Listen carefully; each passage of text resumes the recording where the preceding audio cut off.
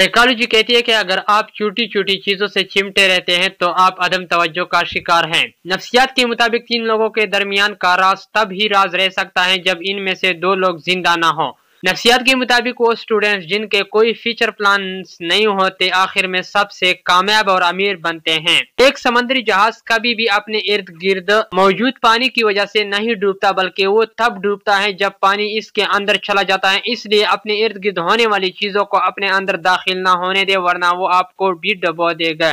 Psychology कहती है कि अगर रात को आपका दिमाग किसी चीज के बारे में सोचना बंद नहीं कर रहा तो उठकर इन चीजों को एक कागज पर लिख ले, जिससे आपका दिमाग नॉर्मल हो जाएगा और आप आसानी से सो पाएंगे। साइकोलॉजी के मुताबिक ज्यादा अरसे तक अकेला रहना आपकी सेहत के लिए इतना ही बुरा है जैसे कि आप दिन में 15 सिगरेट्स पीते हैं। मेरे नफ्सियात कहते हैं कि जब आप ये सोचते हैं कि मैं कामयाब नहीं होऊंगा या मेरी जिंदगी फजूल है, मैं कुछ नहीं कर सकता, या मायूसी में कुछ भी सोचते हैं, तो आपका दिमाग इसके एन मुताबिक रद्द अमल करता है। इससे कोई फर्क नहीं पड़ता कि आज आप कितनी परेशानी में हैं, लेकिन एक दिन जब आप पीछे मुड़कर देखेंगे तो आपको ये एहसास होगा कि आपकी सारी मेहनत और जदोजहद जिंदगी को बेहतर बनाने के लिए ठीक थी।